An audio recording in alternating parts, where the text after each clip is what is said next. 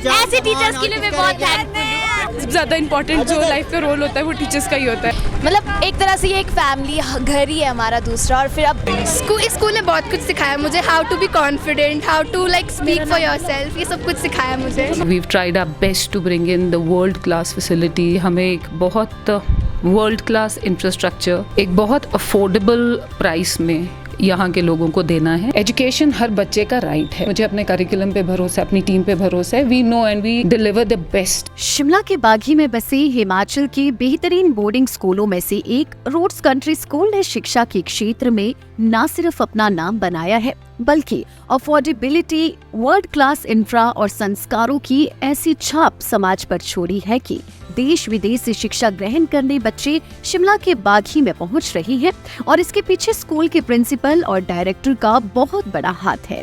नारकंडा से थोड़ी ही दूरी पर सेब के बगीचों के बीच बसा Roots Country Senior Secondary School affordable fees में तो सब कुछ देता है जो महीने के लाखों लेने वाले स्कूल ऑफर करती है।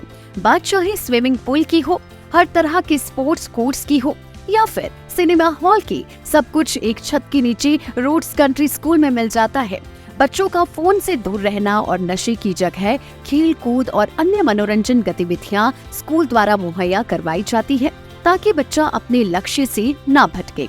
स्कूल प्रिंसिपल कृति ने लाइफ टाइम्स टीवी से बातचीत करते हुए कहा कि उनका उद्देश्य कम पैसों में बेहतरीन शिक्षा देना रहा है क्योंकि गांव के लोगों को अक्सर अच्छी एजुकेशन नहीं मिल पाती है, जिसके चलते गांव में चहल पहल से दूर प्रकृति की गोद में सेब के बगीचों में ये स्कूल बनाया गया है। बच्चों को किताबी दुनिया से बाहर निकालकर कॉन्सेप्ट पर ध्यान दिया जाता है। प्रिंसिपल का कहना है कि सिंगापुर से ही सिलेबस और टेस्ट बनकर आते हैं और जो क्लासेस में पढ़ाया जाता है वह बेहद कम ही परीक्षाओं में आता है, जिससे बच्चों का ध्यान भी कॉन्सेप्ट समझने पर जाता है। बच्चों की अंग्रेजी को बेहतर करने के लिए विशेष तरह के कार्यक्रम को स्कूल में करवाया जाता है, जिससे बच्चे फर्राटेदार इंग्लिश बोलते हैं। कृति का मानना है कि Roads Country Senior Secondary School सिर्फ बेस्ट और इंटेलिजेंट ही नहीं, सभी तरह के बच्चों को स्कूल में पढ़ने का मौका देते हैं और उन्हें ही बेस्ट बनाने में लग जाते हैं। गुरुकुल के जैसे माहौल में बच्चों को परिवार की तरह रखा जाता है। बच्चे और अध्यापक न सिर्फ क्लासेस में बल्कि हॉस्टल में भी साथ में खाते पीते हैं, उन्हें रिवीजन करवाते हैं और एक गुरुकुल माहौल में बच्चों को वर्ल्ड क्लास एजुकेशन दी जाती है। कृति ने बताया कि एडमिशन के लिए बच्चे स्कूल की वेबसाइट पर जा सकते हैं और फर्स्ट कम फर्स्ट सर्व के आधार पर ही एडमिशन दी जाती है। एक ऐसा स्कूल रूट्स कंट्री स्कूल जो एक आम जन के सपनों को पूरा करता है। एक पेरेंट्स का, एक अभिभावक का एक सपना होता है कि उनके बच्चे एक अच्छी शिक्षा ग्रहण करें और इसी अच्छी शिक्षा ग्रहण करने के लिए जो है कृति एक ऐसा विज़न यहाँ पर लेके आए हैं कि जो एक आम जन के बच्चे भी जो यहाँ पर पढ़ सकते हैं। कृति जी, लाइफ टाइम्स टीवी में आपका स्वागत है। Thank you. सबसे पहले आपकी शिक्षा के बारे में हम जानना चाहेंगे कि आपकी शिक्षा कहाँ से हुई और ये आपके थॉट, आपका विज़न क्यों रहा कि एक गाँव में ही आपको स्कूल खुलना है? Okay, thank you very much. So मेरी स्कूलिंग जो है ये Loreto convent Tara hall Shimla से है and incidentally you will be surprised कि हमारे जो चंडीगढ़ स्कूल की प्रिंसिपल हैं वो भी मेरी तारा हॉल स्कूल की अपनी ही एक टीचर रही हैं। सो यू कैन अंडरस्टैंड कि एक टीचर का कितना बड़ा इम्पैक्ट होता है बच्चे की लाइफ में। अब आपका जो दूसरा सवाल था कि आपने यहीं से क्यों शुरू किया, I think most of the India we are an agrarian setup, ज़्यादातर पॉपुलेशन हमारी गांव में ही रहती है। I think it was a very conscious decision. मेरे हस्बैंड का डिसीजन था कि वो चाहते थे कि हमें एक बहुत वर्ल्ड क्लास इंफ्रास्ट्रक्चर एक बहुत अफोर्डेबल प्राइस में यहाँ के लोगों को देना है और उनका जो मेन कंसर्न था वो ये था कि हमारे जो गांव की जो आबादी है जिनको अच्छी एजुकेशन ना मिलने की वजह से गांव से माइग्रेट होना पड़ रहा था, उससे हमारा यहाँ का जो सोशल फैब्रिक है, गांव का जो सोशल फैब्रिक है वो डिस्टर्ब हो रहा था। और ये एक हॉर्टिकल्चर बेस्ड इकोनॉमी है, लोग अगर बगीचों से बाहर चले जाएंगे तो ये इकोनॉमी शायद पूरी तरह कलैप्स भी कर जाती। So this was the main idea behind it. और शहरों में तो अच्छे स्कूल्स हैं ही हैं, बट द आइडिया वाज कि हम कम पैसों में इतनी अच्छी एजुकेशन हम यहीं पे अपने बच्चों को दे दें ताकि इस जगह को जो एक एक रिस्पेक्ट मिलनी चाहिए और जो ये जगह, जैसे मेरे हस्बैंड बोलते हैं कि वो अपनी जगह को कुछ वापस रिटर्न करना चाहते थे, तो जो इस जगह को जो डिज़र्व करती थी वो हम पहुंचाने के लिए we've tried our best to bring in the world class facilities and ऐसे empowered बच्चे हम तैयार करें जो यहाँ का होने में प्राइड लें और इस जगह को आगे ले जाने के लिए उनका विजन हम तैयार कर पाएँ. That was the basic idea behind it. तो किस तरह की आप एजुकेशन यहाँ पर देते हैं कि क्यों वो बाहर ना जाए, क्यों यहीं पर अपने घर पर, अपने गांव पर वो एक अच्छी शिक्षा ग्रहण कर सके? क्या डिफरेंट है शहर और अगर यहाँ की अगर बात करें शिक्षा का, अगर किस तरह से आप यहाँ पर ज्ञान देते हैं आप लोग बच्चों को? देखें, आई थिंक एजुकेशन सिर्फ एकेडमिक्स से ही तक ही सीमित नहीं है. और स्पेशली कोविड के बाद अगर देखा जाए तो जिस तरीके का एक परिवर्तन आया है पूरे कंट्री में, पूरे वर्ल्ड में, बच्चे ज़्यादातर फ़ोन पे हैं, उनकी एनर्जीज चैनलाइज नहीं हो पा रही हैं और एक हार्ड वर्क करने की आदत कम हो गई है, फ्रस्ट्रेशन ज़्यादा हो रही है क्योंकि फ़ोन की दुनिया बहुत अलग है रियल लाइफ की दुनिया से. इसमें हार्ड वर्क करना पड़ता है बच्चों की उनकी एज के मुताबिक उनको जो एक एनर्जी चैनलाइज करने के लिए जिस तरह की एक्टिविटीज़ करनी चाहिए वो हम सारी यहाँ प्रोवाइड करते हैं. So academically we are doing that, but उनके पूरे सुबह 5 बजे से लेकर रात के 10:30 बजे तक उनका हर एक मिनट बंधा हुआ है, जिसमें उनकी it's a very nice balance between पढ़ाई एंड एक्टिविटीज़, जिससे वो मेंटली भी फ्रेश रहते हैं, फिजिकली भी एग्जॉस्टेड रहते हैं. So there is no energy ऐसी बचती नहीं है जो डिस्ट्रक्टिव एक्टिविटीज़ में जाए. फ़ोन से वो कम्प्लीटली दूर हैं. जो नेगेटिव एक एक्सपोजर है वो अननेसेसरी एक्सपोजर है.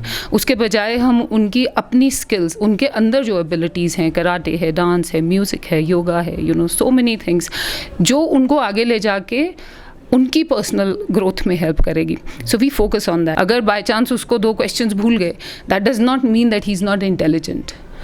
सो ये जो पेडागोजी है इसमें it's all play way based. Lesson plans Singapore से बन के आते हैं. एक छोटे से छोटा क्लास टेस्ट भी सिंगापुर से बन के आता है जो रात को हमारे टीचर्स को दिया जाता है. उनको ये नहीं पता होता कि कौन से क्वेश्चन आने वाले हैं और उसका डिफ़िकल्टी लेवल हायर रहता है, जिससे हमें ये पता चलता है कि बच्चे को कॉन्सेप्ट समझ आया है कि नहीं आया. और क्लास में भी जो पढ़ाने का तरीका है that is all based on group discussions, group activities. It's ऐसा नहीं है कि सिर्फ टीचर बोल रहे हैं और बच्चे सुन रहे हैं, समझ आया या नहीं आया. It is all play way method, जिसको हम एक्सपीरियंशियल लर्निंग बोलते हैं. ये उस तरीके की लर्निंग है और ये गारंटी है कि आपकी कॉपीज़ में जितने क्वेश्चन और आंसर्स हैं उनमें से आपको एग्ज़ाम में कुछ भी नहीं आएगा. सिर्फ इंग्लिश की स्टोरीज़ पढ़ने से इंग्लिश इम्प्रूव नहीं होती है. हमें पहले ये देखना पड़ता है कि बच्चे की कमी कहाँ है उस सब्जेक्ट में. उसके लिए सारे स्कूल को एक जनरल टेस्ट दिया जाता है जिसमें सारे स्कूल को अक्रॉस क्लासेस, उसमें 3rd का बच्चा भी बैठ सकता है ग्रुप में, 9th का बच्चा भी बैठ सकता है ग्रुप में, उनको हम डिफरेंट एल्गा लेवल्स में डिवाइड करते हैं. और हर रोज़ 3 periods for 4 days, that is a total of 12 periods. मतलब आप 4 से 5 घंटे एवरी वीक वो बच्चा जो है वो अपने अलगा ग्रुप में बैठेगा एक्सक्यूज़ मी, और वो सिर्फ उन्हीं कमियों पे काम करेगा जहाँ वो वीक है इंग्लिश में. और उसके बाद फिर वो बाकी के दिन अपनी क्लासेस में जाके बिताता है, जो again it's an experiential learning. So उस हिसाब से इंग्लिश इज़ अ स्किल. और ये क्योंकि अंडर करंट है बाकी सारे सब्जेक्ट्स का, ऑटोमेटिकली जब आपकी इंग्लिश इंप्रूव होती है, आपका एक्सप्रेशन अच्छा होता है, आपकी रीडिंग अच्छी होती है, तो बाकी सब्जेक्ट्स में ऑटोमेटिकली उसकी परफॉर्मेंस ऊपर जाती है. बिल्कुल, आपने सही कहा कि इंग्लिश भी काफ़ी ज़रूरी है और लीड एजुकेशन के बारे में आपने अच्छी जानकारी यहाँ पे दी, क्योंकि एक डिफरेंट है, एक कॉन्सेप्ट बिल्कुल डिफरेंट है. मैम, क्वालिटी की अगर हम बात करें, इसके साथ हम फैकल्टी की अगर बात करें, टीचर्स की अगर बात करें, तो किस तरह के टीचर्स यहाँ पर मौजूद हैं? पेरेंट्स सबसे पहले ये कहीं स्कूल में या बोर्डिंग स्कूल में कहीं भी डालते हैं तो फैकल्टी जो आपके टीचर्स हैं किस लेवल के हैं वो भी यहाँ पर सोचते हैं, उसके बाद एडमिशन देते हैं. तो अगर रूट्स कंट्री स्कूल की अगर बात करें तो किस तरह की फैकल्टीज़ हैं? जी, I am very proud of my faculty. Most of the teachers are very old with us, जो हमारा विजन समझते हैं. जो नए टीचर्स भी आए हैं दे आर हाईली एक्सपीरियंस्ड. उनकी रेगुलर ट्रेनिंग्स होती हैं. So basically what Sunil and I believe is कि आपका इंटेलिजेंट होना आपको अच्छा टीचर नहीं बनाता है, आप अपनी इंटेलिजेंस और सब्जेक्ट की नॉलेज को बच्चे तक कैसे ले जाते हैं, ले जा भी पाते हैं कि नहीं, वो आपको अच्छा टीचर बनाता है. सो एंड लीड का जो करिकुलम है that leaves very less in the hands of teacher, because सारे लेसन प्लान्स बने हैं, सब कुछ टैब में है. टीचर अगर चले भी जाते हैं तो अगले टीचर जो आते हैं वो उसी डे प्लान से शुरू करते हैं, तो एज सच बच्चे का कोई लॉस नहीं होता है उसमें. But our teachers are highly qualified, उनकी रेगुलर ट्रेनिंग्स होती हैं, मंथली ट्रेनिंग्स होती हैं लीड के, you know the staff they come back to school and इनकी ऑब्जर्वेशंस भी होती हैं. वेदर वो अच्छा पढ़ा रहे हैं, are they doing justice to the curriculum और नॉट, बच्चों में डिफरेंस क्या है. सो टीचर्स की अपनी मोटिवेशनल ट्रेनिंग प्लस टीचर्स की observation and accountability is a huge part of you know this. So अगर teacher is very well qualified, each teacher is very well qualified, but I think हमारा जो power है that lies in our core trainings which we do at school. So that is why, क्योंकि it's all a team work, मैं अकेले कुछ नहीं कर पाऊँगी, सुनील कुछ नहीं कर पाएंगे. सो इन टीचर्स को हम एक फैमिली की तरह कैसे हम पार करते हैं, क्योंकि इन्होंने ही जाके आगे बच्चों को पढ़ाना है. That is what makes all the difference. We have about 200 day scholars also. हमारी बसेस अप्लाई करती हैं. बाकी हमारे पास अबाउट 650, बिटवीन 650 and 700 हमारे पास हॉस्टलर्स हैं. The entire campus is covered on cameras. Doctors, nurses सारे हमारे पास स्कूल में ही हैं. अपने सारे टीचर्स स्कूल में रहते हैं. यू नो उनका सिक्योरिटी गार्ड्स हर जगह हैं. उनका खाना पीना रहना everything is being taken care of by the teachers. Dorms में दीदीज़ होती हैं, मेट्रन्स होती हैं, वार्डन्स उनके साथ वाले रूम में रहते हैं. रात को अटेंडेंस के बाद यू नो ताले लग जाते हैं everything. I mean we take care of the complete safety of the children. जो डे स्कॉलर्स हैं उनका भी वी मेक श्योर कि जितनी एक्टिविटीज़ हम स्कूल में प्रोवाइड कर रहे हैं, आपने देखा ही है, we have cinema hall, swimming pools and everything. So we make sure कि हमारे जो आखिरी जो यू नो सैटरडेज़ हैं वो हमारे डे स्कॉलर्स के लिए ज़्यादा डेडिकेटेड रहते हैं. It's a half day for our day boarders and full day for day scholars, जिसमें जो एक्टिविटीज़ हमारे लोकल बच्चे जो नहीं कर पा रहे हैं अवेल, उनके लिए हम स्पेशली वो एक्टिविटीज़ सैटरडेज़ को करते हैं. So all in all it's more like a family. आपको जो टीचर दिन को पढ़ा रहे हैं, यू नो वो शाम को आके आपको होमवर्क भी करा रहे हैं, आपको प्रेप क्लास भी करा रहे हैं, आपको आपके साथ खाने के टेबल पे भी आपके यू नो साथ हैं. वार्डन्स डॉर्म्स में हैं, तो बच्चा कभी भी अकेला नहीं है. They are always being guided by one और the other teacher. So it becomes a beautiful experience all in all. Education हर बच्चे का राइट है, इसलिए मैं एंट्रेंस टेस्ट में बिलीव नहीं करती हूँ. अगर कोई बच्चा फॉर एग्ज़ाम्पल अगर कोई मरीज़ हॉस्पिटल जाता है तो डॉक्टर उसको ये बोल के रिजेक्ट नहीं कर सकते कि आपकी बीमारी छोटी है या आपकी बड़ी है. I think as a school our responsibility is to teach. So what we do is we take एक बेसिक सा एंट्रेंस टेस्ट लेते हैं हम, पर उसके बेसिस पे हम रिजेक्ट किसी को नहीं करते. It's always on the basis of first come first serve. But हम ये ज़रूर देख लेते हैं कि इस बच्चे की कमी कहाँ है और किन एरियाज़ में हमें उस बच्चे पे काम करना है. You know it's a very faulty system दो कि अगर आपने क्रीम बच्चे लिए तो जो एवरेज और बिलो एवरेज बच्चे हैं, then where do they go, उनके लिए अपॉर्चुनिटी कहाँ है. You see, so we function on that system because मुझे अपने करिकुलम पे भरोसा है, अपनी टीम पे भरोसा है. We know and we deliver the best. You know we team work हमारा इतना अच्छा है कि we get the best out of them. और जहाँ तक एडमिशन की बात है, हमारा वेबसाइट है, फेसबुक पेज है जहाँ पे हमारे नंबर्स मेंशन्ड हैं.